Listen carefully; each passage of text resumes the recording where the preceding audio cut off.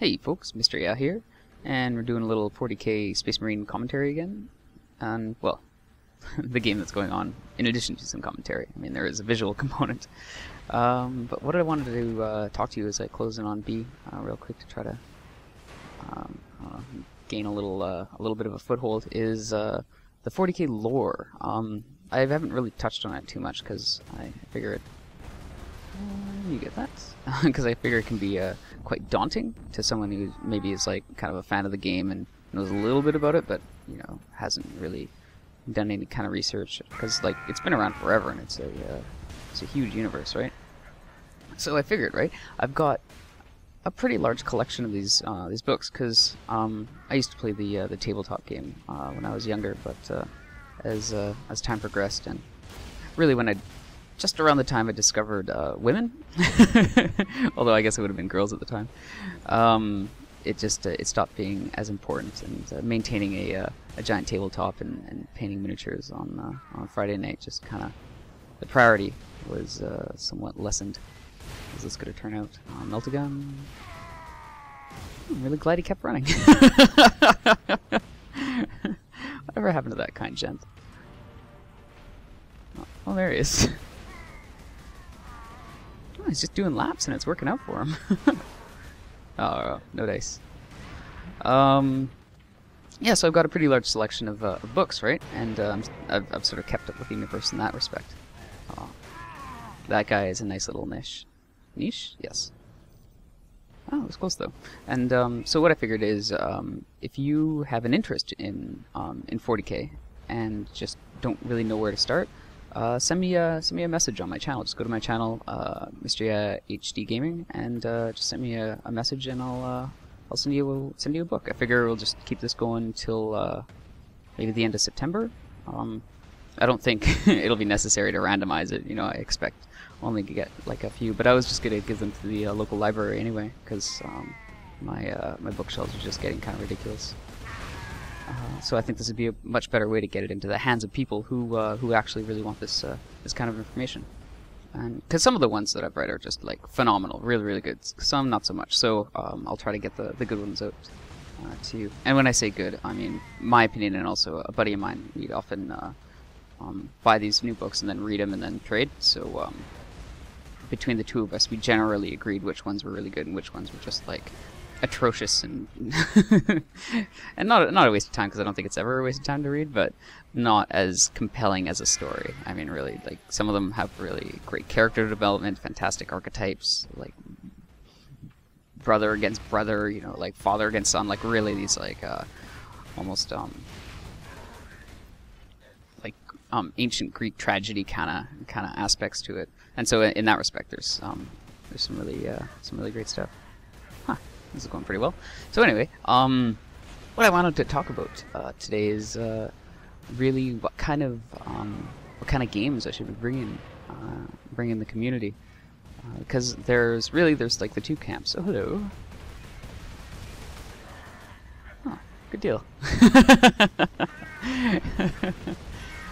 Oh, that's just not even fair. Another Dark Angel, nice.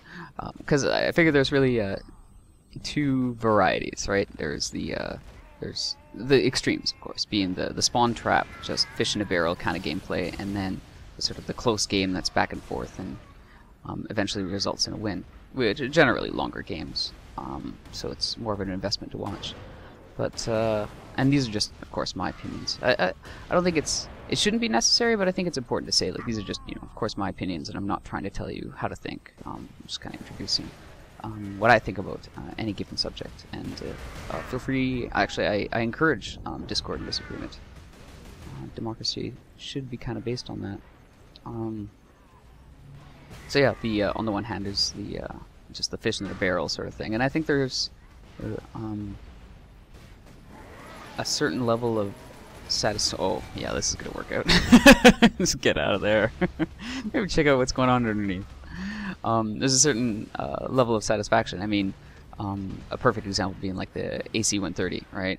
I mean, just the level of wanton destruction, spawn trapping some folks with one of those things. I mean, that's an experience, right? I don't know how interesting as far as gameplay that is, but seeing it and even experiencing that for the first couple times can be quite satisfying. But and again, these are just my opinions. I think for any kind of long-term satisfaction, the longer games, like the back and forth, like the actual, yeah, is it close? Sort of close. He had me though. I really got to get used to. I'm still struggling with this, especially with the tactical marine. Having just letting off a couple of shots when fighting like an assault marine, letting off a couple of shots, then rolling away, letting off a couple of shots, then rolling away. See, the real problem I have is is holding my finger down for on the trigger just a bit too long. Gotta learn to just try it on this guy. Just roll, just shots, roll, just a few shots, and then, yeah, too long. Yeah, I went for 6 rounds, and I should have stopped at 3. That's fine. I'm still learning. So yeah, this is a lot of heady talk. I think one ridiculous example, and we'll probably put this issue to bed. So you've probably seen, and if not, I'll try to my best to describe it. The video from the security cam, I think it is, of a dude. He's like a zookeeping janitor kind of guy, and he's working with the elephants, and Meltdown in the back, and he's sweeping up behind the elephant, and he's kind of hunched over, and the elephant, being a wily creature, and I'm sure not a fan of his own captivity, backs up suddenly and accepts this poor man's head for quite a while, like an extended period of time. Like not years, but at least 4 or 5 seconds, enough to leave a lasting impression.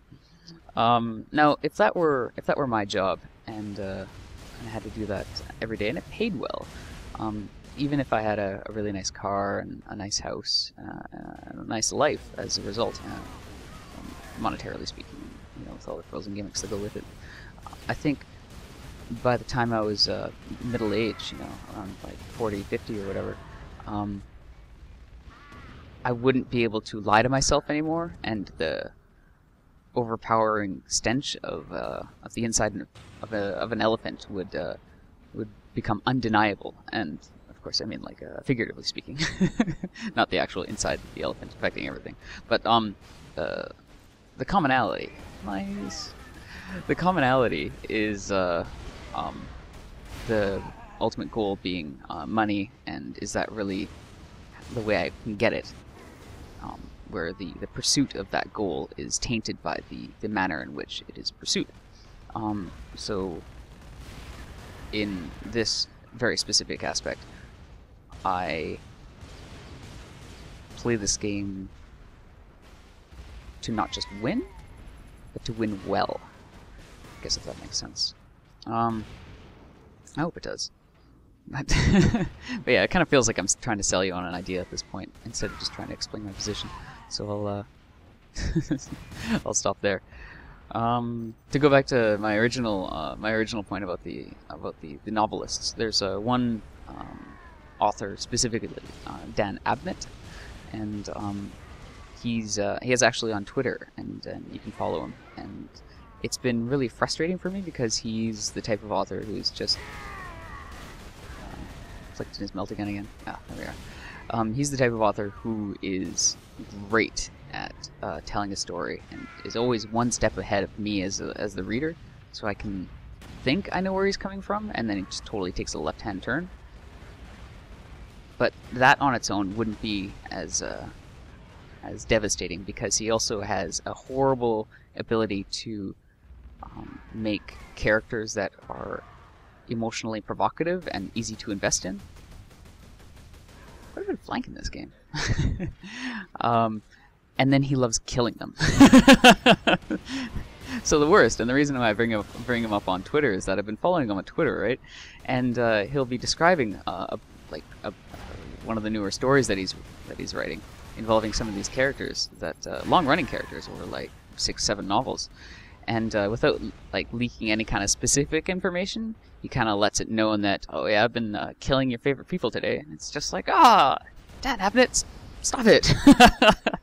And it's so funny, it's that I wouldn't enjoy him as much as an author unless he did have that ability to allow me, the reader, to emotionally invest in these characters, these fictitious characters that he's made. But at the same time, it's as painful as it is to go through that and like to get to know these characters and go through their untimely demise. It's still worthwhile. Ugh, it's chopped.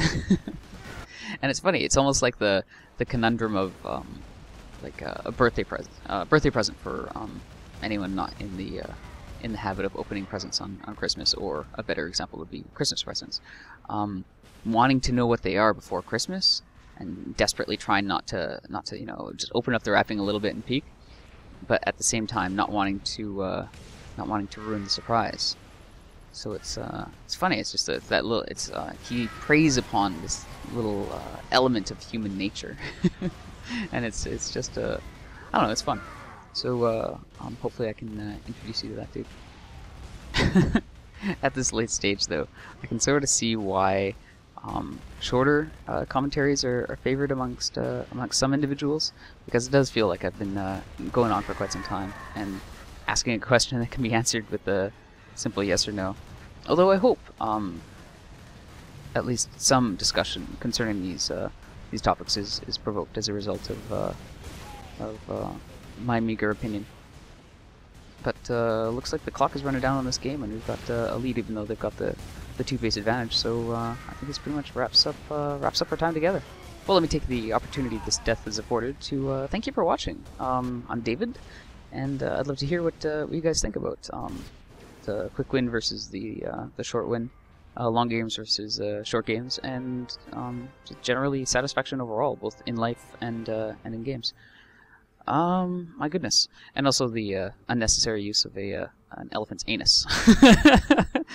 Yeah, so shoot me a message if you want a book, a decent novel on 40K, and I hope you guys have a fantastic day. So yeah, it's Jaya, David, take care.